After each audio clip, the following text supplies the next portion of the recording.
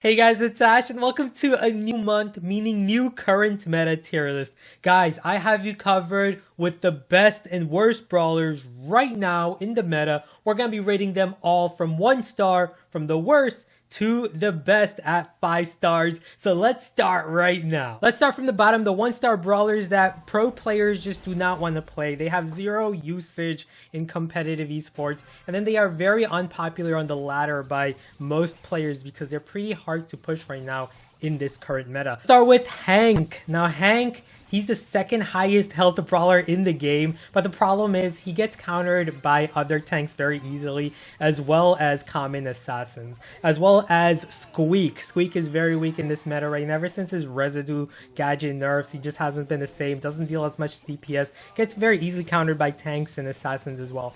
And then we have Doug. The issue with Doug is his range. He doesn't have much range, but he's very powerful up close, similar to Jackie, so he's gonna thrive on maps like Sneaky Fields, Canal Grande, maps where he can utilize walls. And then we have Penny. Penny has very low DPS ever since her gadget nerf and damage nerfs. Unfortunately, just hasn't been the same to compete in this current meta. Just gets easily countered by most brawlers. And then we have Daryl. Daryl just hasn't been seeing any buffs in the recent balance changes. It's been years since he has received much balance changes. We're hoping that he gets a hypercharge soon so he can make his way back into the meta. And then we have Ash. Ash is another brawler that's just been falling a lot in the meta because all his other counterparts, his other tank buddies, have been getting hypercharges and buffs, whereas Ash just hasn't been getting anything, and so he's been falling a lot, as well as getting hard countered by a lot of these powerful tanks such as Frank in this meta. And then we have Gus and Mr. P, both who have fallen into the 1-star. The issue with these two brawlers is their DPS in this meta, guys. They just don't have it, and ever since Gus lost his knockback to his gadget, it just hasn't been the same. Next, we have the 2-star brawlers. These brawlers are very strong in one particular area of the game, but struggle in most game modes. So like, for example, Willow. Willow is super good in Brawl Ball maps with walls like Super Stadium and Beach Ball, but she struggles in most game modes like Bounty, Knockout, Gem Grab. You don't really want to use her in those game modes. Same thing with Primo. He's very good on closed area Brawl Ball maps like Sneaky Fields, Retina, but he struggles in open area maps as well as other game modes. That's why he's going to be here at the 2 stars. And then we have the same thing with Lou. Lou is super good on Hot Zone, particularly single zone maps like Dueling Beetles, Ring of Fire, but he struggles in pretty much everywhere else in the game. And so he's going to be at the 2-star as well. And then we have Tara. Tara overall in the meta, not very strong, just lacks the DPS. Another problem is that her super takes so long to charge. Even though she has one of the strongest supers in the game, it takes so long to charge. Then we have Bo. Bo is very strong in the low trophy ranges, particularly from 500 to 800 trophy range. He's going to be very good against casual average type players who are not very good at dismantling his mines. But in competitive meta, he's just not very good. Gets steamrolled by a lot of assassins. Same thing with Bonnie. Bonnie lacks DPS in her normal form, and then also very slow brawler. She's not very popular. She can be very good though once she gets her super, jump in on low health brawlers and take them out. And then we have Grum. Grum is very strong in the low trophy ranges as well, such as 500 to 800 trophy range in a lot of passive area maps like Bounty and Naga. He can be very good, but overall in competitive meta, he's just too easy to deal with, easy brawler to dodge for most pro players, and so he's gonna be down here at the 2 stars. Janet is a brawler that lacks a lot of DPS, guys. That's our issue right now in the meta. She can be very strong when she gets her power, but right now because of her nerfs to her damage, she just hasn't been the same, and so doesn't really have the DPS to compete in this meta.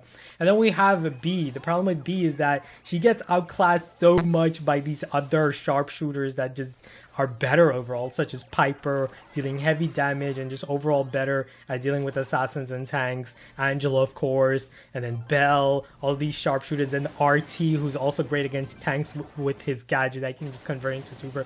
So it's crazy for B, unfortunately, in this meta.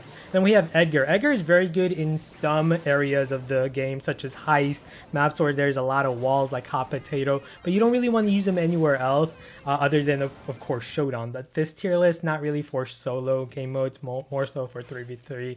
And so that's why you have Edgar here rated pretty poorly. And then we have Colonel Ruffs. He's the least popular brawler in the game and has one of the lowest win rates in the ladder, but pro players are very good at utilizing him, or you have to stay alive and get that boost for you and your whole team. Just not very good on the overall ladder meta. And then we have a Bull. He's one of the weakest hypercharged brawlers right now. Just doesn't have the range damage, so you gotta get close up to really utilize his full capabilities and his hypercharge, of course. And then of course Mortis, man, Mortis just doesn't have his hypercharge yet, so he gets countered really easily by a lot of tank counters and assassin counters, such as the common Gale right now, just so powerful right now in this meta. Shelly, of course, and then pretty much any tank counters Mortis pretty easily. And then we have Lola. Lola's been falling off a lot as well, just doesn't have the DPS to compete anymore against these high powered DPS brawlers, particularly Colt, who's just so popular right now for DPS. Now let's move on to the 3-star brawlers. These brawlers much better in the meta, more balanced, not very overpowered. So starting off with Eve. Eve is really good niche brawler. She's really good on maps with waters like Canal Grande, out in the open, safe zone. Not particularly good overall on most maps though, so you got to be really careful on where you play her.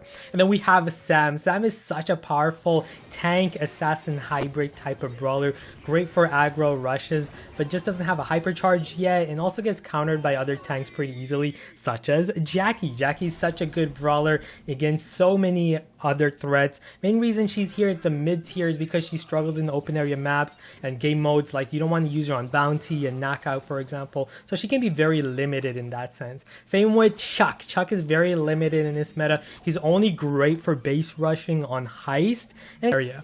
And then we have Sprout. Sprout is really good as a last pick in drafts, can really take down low health brawlers on maps with walls such as Dueling Beetles, for example, but a very risky pick, especially on ladder as well. So many common tanks and assassins that counter him. And then we have Nani. Nani is another brawler that also struggles on maps with walls. Nani is a brawler that really prefers maps that are very open areas, such as Shooting Star, for example. So a lot of passive game modes like knockout and bounty, where she can utilize an open area such as Gold Arm Gulch as a mid as well. And then we have Shelly. Shelly's such a good brawler, such a good counter to tanks and assassins. I love her with the Band-Aid star power, so underrated. Her main issue is that she does get outclassed by many other tank counters, such as Gale, who's just a better form of Shelly right now with his hypercharge, which is so deadly. Then we have Spike. Spike's been falling off a lot, actually, guys. He's very popular brawler, but he has a very low win rate, and competitive, no pro player is playing Spike anymore. So next we have Pam. Pam is a very underrated brawler. She's always underrated. She has one of the lowest usage rates, but she can be very powerful, especially when you use her in the right area. Her Scrap Sucker gadget is very deadly. Unfortunately, she can be very easily countered in competitive meta as well by brawlers such as Colette. Same problem with Pearl, who's very similar to Pam in that regard, but very weak to a brawler like Colette or other high-hitting damage brawlers. And then we have 8-Bit, who also classifies around there as well. Very weak to a brawler like Colette. Again, he's just so easy to counter these days, especially by throwers as well, like a brawler like Dynamite around the wall, or Larry or Sprout, right? So he can be very hard to use in this current meta. Then we have Rosa, another tank. She can be very strong, especially with her Thorny Bushes gadget, where she can slow down enemies in the bushes and take control on maps like Sneaky Fields and Center Stage. But she's just so very map dependent, and so we have her at the 3 stars. And then we have Brock. Brock, his hypercharge did get a rework, but he still doesn't deal much damage. He has one of the weakest hypercharges in the game, unfortunately, for a brawler who's so versatile and great for destroying walls. But he's also very easy to dodge. And then we have Poco. Poco also gets outclassed as a healer by these other powerful healers in the game, such as Kit and his cheeseburger support. So powerful and competitive. Byron, of course, don't forget about Byron. Oh my goodness. And so Poco just hasn't been given the rise that he needs right now in this meta. Then we have Colt. Colt is one of the highest DPS brawlers in the game, but also very high risk, high reward. So even though he's very strong, he can be very risky, and so you don't really see him much in competitive meta. And then in the ladder meta, he has a very low win rate, even though he has a very high usage rate. Then we have Griff. Griff is a very underrated brawler. I might even rate him higher, but he just is not a very popular brawler, both on competitive and ladder. His very low usage, unfortunately, but he can be very deadly on zone control maps. And then we have Carl. The problem with Carl is he gets countered very easily. His super gets very easily reset by other tanks and assassins. Knockback or pull or anything that can disrupt it can easily counter it. But he's very strong in the sense that he has very high DPS, so he's very good for that purpose, for range. And then we have Otis. Otis is very underrated as well. Great assassin tank counter, but overall just gets outclassed by others.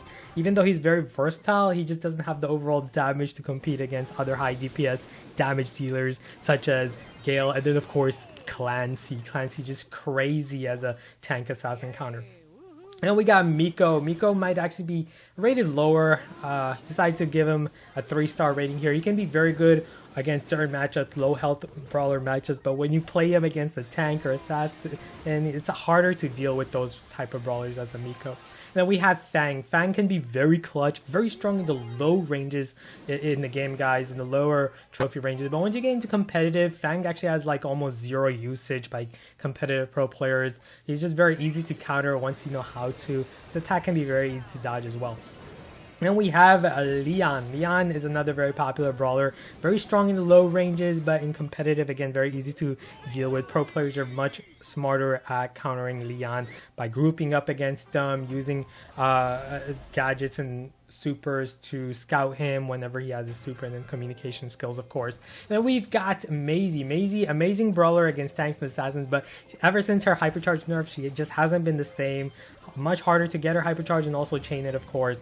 And her attack is very hard to hit too. She has one of the highest or hardest attacks to land in the game. Then we've got Charlie. Charlie has been falling off so much because she's been getting a million nerfs, guys, but she's still at the mid tier. Her Spider's gadget still can be utilized to block attacks, single target attackers, and pretty good against assassins and tanks still. We are now moving on to the 4-star brawlers. These are the more dominant brawlers in the meta, especially in the right hands of good players. Brawlers like Stu and Gray are such amazing mobile brawlers, high versatility, great for breaking walls with a breakthrough gadget, or Gray and teleporting through walls, finishing off low health brawlers and throwers. They're very versatile brawlers, very popular in competitive meta. And then we have Belle. Belle has fallen from the 5-star, mainly because she gets outclassed by these other sharpshooters. They're just overall better right now, like Angelo, Piper, Byron. Next, we have Jessie. Jessie's actually one of the best brawlers in the early stages of the game, especially from the 500 to 800 trophy range. Players are just not very good against Jessie. They tend to clump up. But pro players are much better. Her attack is much harder to land because it has a slow projectile speed. And we have a Buzz. Buzz is so good, guys. Again, so many things. His hypercharge is so fun. Amazing counter to a lot of short range threats, common threats such as Mortis, for example, or a lot of throwers such as Dynamite. He can be very versatile against those. Same with Crow. Crow as an assassin, guys. You can play him as assassins, use his super to jump in on low health brawlers and throwers, and he's very good at dealing against common speedy threats such as Max, using his slowing toxin to slow them down. Then we have Valeria and Laurie, who are very popular in the competitive meta. The main attraction of Valeria and Laurie is their speed, their mobility fast, gadget to use for dashing and healing, and then you also have a spawner. So much versatility with this brawler. And then we have a Dynamite. Dynamite is one of the highest DPS brawlers in the game. Has a very powerful stun gadget, super powerful, can be risky and competitive. He's not seen as much in competitive, but he's pretty much the most popular brawler. He's 1 or 2 either in terms of popularity by players. You're gonna almost always see Dynamite. Anytime you're playing Brawl Stars, there's a high chance you're gonna encounter a Dynamite player. He's just that popular. And then we have Barley. Barley with the new hypercharge is just so powerful. And then he also recently got buffs to his damage as well, so he's been under the radar. Barley is very strong, especially in the competitive meta as well. He's one of the top 5 most banned brawlers by pro players right now. Crazy. Then we have Draco falling off a bit here, but he's still very strong, especially with his last stand gadget. Just so crazy. The ability to just stay alive for 2 seconds longer just by popping that gadget, and his ability to chain supers in his super form is crazy. And we have Sandy falling off a little after his nerf as well. The main issue with Sandy is his game mode dependency. Not very good on passive or open area maps like Knockout and Bounty, but can be very deadly on bushy maps like Double Swoosh, Sneaky Fields, for example. And we got Jean. Jean is still very good, great support brawler, but again, game mode dependency. You don't really want to use him much on Brawl Ball or Hot Zone or Speedy area, fast-paced game modes, but he can be very good as a support brawler, especially in competitive. And then we have Melody. Melody's fallen off a lot, actually. Still a 4-star brawler, especially in the competitive area. She's so good at finishing off low-health brawlers and can be very deadly in open area maps, such as Goalkeeper's Dream. Then we got Cordelius. Cordelius has fallen off a bit as well, but still super strong brawler, especially once he gets Stenmi in the Shadow Realm. He has the upper hand, and then he has a hypercharge that's super good, slows you down, gets you a free kill pretty much. Then we got Tick. Tick is very good on certain areas, especially passive area maps and modes such as Knockout and Bounty. Not much so on fast-paced modes. You don't really want to use them on a mode like Brawl Ball where you're gonna encounter healers and tanks very often. We got Ems. Ems is so strong in those bushy area maps, guys, like Sneaky Field, Center Stage, Double Swoosh. But you don't really want to use her on the most open area maps. Her hypercharge has made her a lot stronger right now, and she's a great counter to healer tank compositions. Then we got Buster. Buster is so good in competitive, guys. One of the most popular tanks by pro players, but just doesn't get the respect, unfortunately, by ladder players. People just don't play him much, and I think the main reason is because he also gets countered by healer tank compositions pretty easily, so you don't really see him on ladder as much. But on high tier play, guys, high trophies or high power ranked mode, I should say, you're gonna see Buster a lot. And then we got Nita. Nita is just so powerful on bushy maps, guys. She's so good at countering tanks. And then her Hyper Bear is so powerful, hypercharge on heist maps. She can be very deadly there, but not very good in passive modes or open area maps. Then we got Surge. Surge can be very deadly on those bushy maps as well once he gets his upgrades. Great counter against tanks and assassins, but you don't really want to use them in open area maps because you're going to struggle upgrading against longer range threats. Like if you play against throwers, for example, or sharpshooters, you're going to have a hard time upgrading. Then we got Mandy. Not only takes 4 hits to charge her super, she's so deadly in the passive game modes like Knockout and Bounty, where she can sit back from a distance and shoot at her enemies. But you don't want to really use her in fast-paced modes like Brawl Ball or Heist, because the enemies are just going to rush you and quickly take you out before you can utilize her range. And then we got BB. BB is so strong on so many areas, especially bushy maps with her speed. She's got one of the fastest speed in the game for a tank. She's a demon against throwers, so it can be very good in those areas, but also very easily countered, especially by common brawlers like Frank and Gale that we're going to be mentioning in the S tier now. Alright guys, now we have the best of the best, the 5-star brawlers, starting off with Meg. Oh my goodness, she is so broken right now. Meg is like 5 stars in almost every area in the game right now. They buffed her health up. She's so strong, high health, very high damage from up close, and then second life when she's in her second form and the ability to recycle back into her tank. She's definitely gonna get a nerf soon, hopefully, but right now she's just so powerful. Same with Gale. Gale is extremely strong right now with his hypercharge. They also buffed his super up, does a lot of damage, pushes enemies back, and he's so good. Best counter to tanks and assassins right now in the game. And then we got Bery. Bery is very underappreciated and underrated by casual average players. He's got amazing chaining super ability, very underrated. Pro players know how strong he is. He's the most banned brawlers in esports right now, but for the casual player, they're still figuring his full capabilities and potential. He can heal off of himself and his teammates, charges super from his teammates and himself. has assassin-like capabilities with his super pushback gadget. Oh my goodness, so much utility. Then we got Lily. Lily's so dangerous because of her vanish gadget, and then also they buffed her up. She has 2 ammo right now that she can quickly use to deal over 6,000 damage in a hurry with her super. Just insane brawler. And then we got Frank. Ever since his rework, has been so strong. The best tank in the game by far. He's just so powerful right now. If you guys don't know about him, his hypercharge is also really strong. They buffed him up so much with their rework, and then also added a hypercharge at the same time. Pretty crazy. And we got Angelo. Angelo's been getting some nerfs, but he's still up here at the top, mainly because he's just so versatile as a sharpshooter with very fast speed. He has long range, high damage, a great super to deal even more damage, and now also has a hypercharge.